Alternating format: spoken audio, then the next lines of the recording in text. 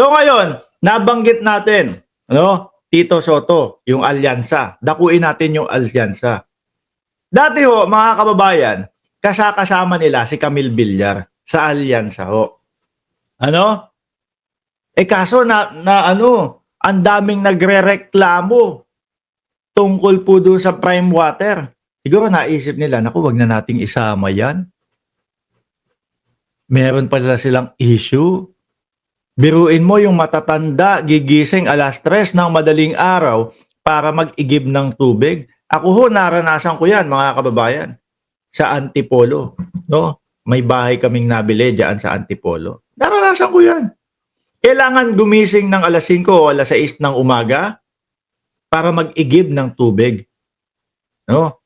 Hindi naman ho malayo. Kumbaga, doon mismo sa bahay namin. Kailangan kong buksan yung gripo para mag-ipon ng tubig. Kapag binubuhat mo yun, syempre, di ba, isasalin-salin mo yun sa mga timba, sa malalaking drum. Ganun ho, mga bossing. Paano yung mga kapwa natin Pilipinong mga matatanda ho, mga kababayan? Kawawa. Di po ba? So ngayon, pati alyansa ho, nagsalita na patungkol ho dyan sa prime water ng mga bilyar. Kung matatandaan nyo po, yung mga leader po na mga taga Bulacan, nagsalita na din ho. No?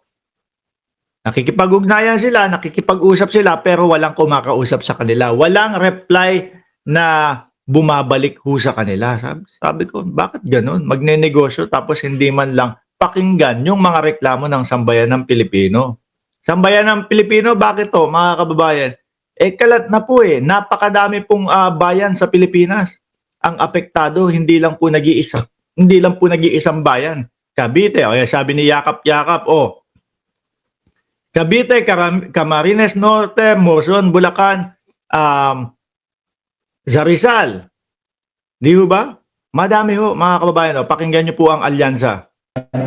You think tama na po bang Sir and Ma'am po? Mean Los Baños po from TV5. Sir, we know parte ng alyansa si Congressman Camille Villar, and recently the President himself ordered the probe into prime water which is Villar owned. You think tama na po bang imbestigahan yung prime water because of complaints left and right and because water is a basic? Dapat lang ho, mga kababayan, basic needs natin yan. No? Subukan mo nang hindi ka uminom ng tubig sa 3 araw lang, baka tegi ka na. Di ba?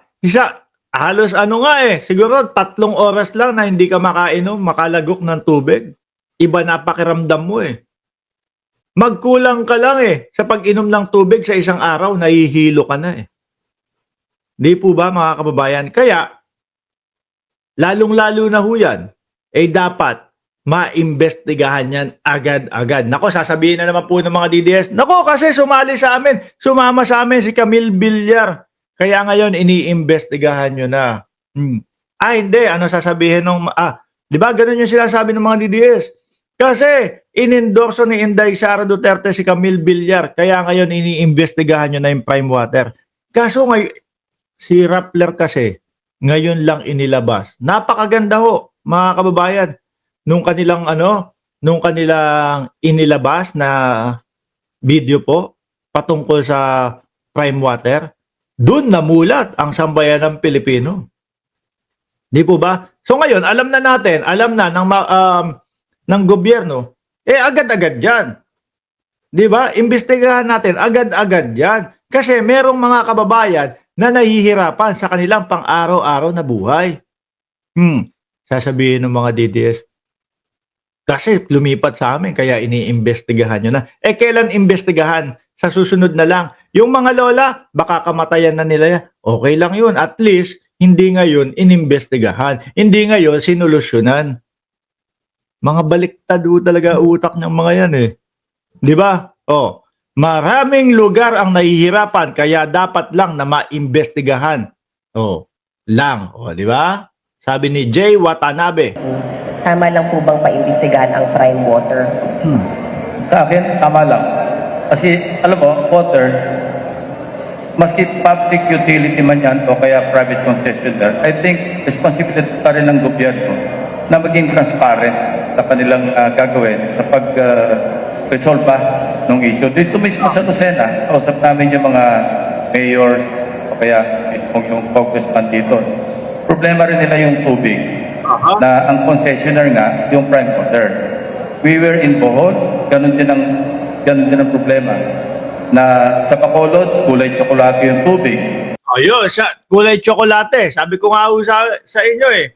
Yung sa amin, ganun din, Milo. Libreng Milo sa first 10 minutes. Kababayan. No? Nandun kasi ako. Last year pa yata yan sa Antipolo. No, nandun ako mga bossing. Sabi nung kapitbahay namin, mabait yung kapitbahay namin.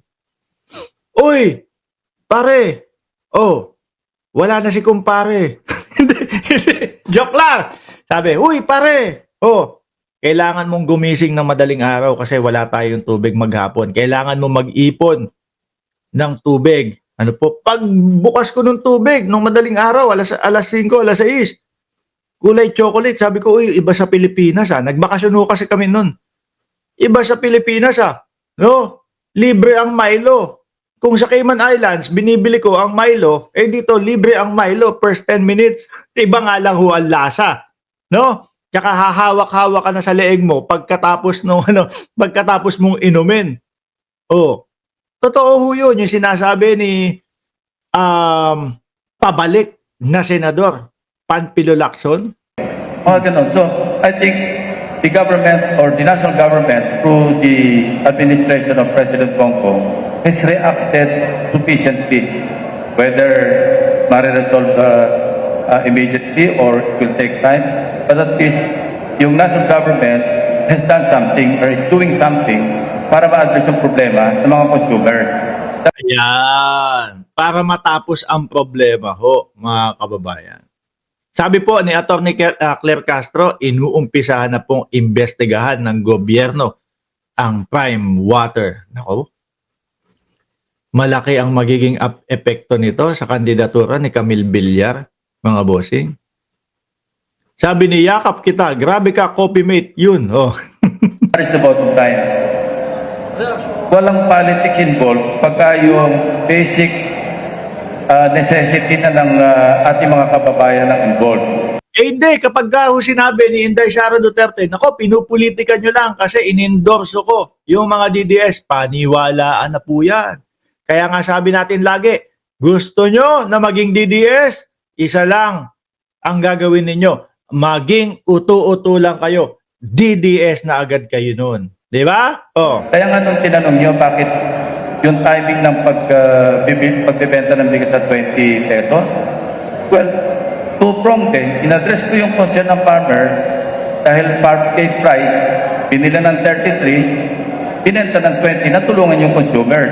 Lalo yung mga video. Hindi, para po sa mga DDS, mga kababayan, pamumulitika daw po yun. Pambayad daw po ng boto sa mga botante yung 20 pesos na bigas. Baba at sa lipunan. What's wrong with that? Bakit pupulayan ng politika yung isang ginawang aksyon ng gobyerno na dapat namang gawin dahil nararapat talagang gawin? Salamat. Saka paano bibili ng boto si Bongbong Marcos? Presidente na nga ho natin yan. Yes, any issue or controversy that concerns a basic need of the people should be addressed right away. Whether it involves a politician or not, or whatever, who. Biruin nyo ho yung mga DDS, mga kababayan, ano lagi sinasabi? Si Bongbong Marcos walang nagawa. Eto, may 20 pesos na bigas. No? Umokay siya na magbayad ng 13 pesos ang gobyerno. Pero sa mga DDS, wala. Nagalit pa ho sila. Samantalang sila, yung unang niresolba ang kanilang problema dahil sila lang ho ang naghahanap niyan. Whoever is involved, as long as it's the basic need of the people, therefore, the government should address it right away. Correct. Tama. Diba? Yes, Congressman Erwin. may nagre-react po, may mga nagre-react na politically motivated ng investigation. Ang tanong ko lamang po doon, paano na lang po yung reklamo ng tiga-Albay? Albay is prime water. Pampanga is prime water. Aha. Lucena, Tayabas, prime water. May parte ng Antipolo, prime water. Oh. Paano na lang? Hindi, sa susunod na. Next year na lang kasi election ngayon. Eh di kawawa naman kaming mga problemado sa prime water. Kawawa naman yung mga lola. Sasabihin kay lola, lola, next year na lang po natin kasi election po ngayon no. Meron na po kami no. Meron na kaming pwedeng isolusyon na maaari na matulungan agad kayo pag inimbestigahan namin. Pero next year na lang po kasi election Sasabihin nila pinupolitika Di po ba? Mga boss, kapag ka mga DDS talaga, yan ang laging sasabihin niyang mga yan. Pinupolitika sila. Kapag ka tinanong mo sa confidential funds, pinupolitika sila. Kapag ka tinanong mo about kay dating Pangulong Duterte, pinupolitika sila. Lato, paulit-ulit lang. Naglabas ng 20 pesos na bigas, pamumulitika yan. Pag-iimbestiga sa prime water, pamumulitika yan.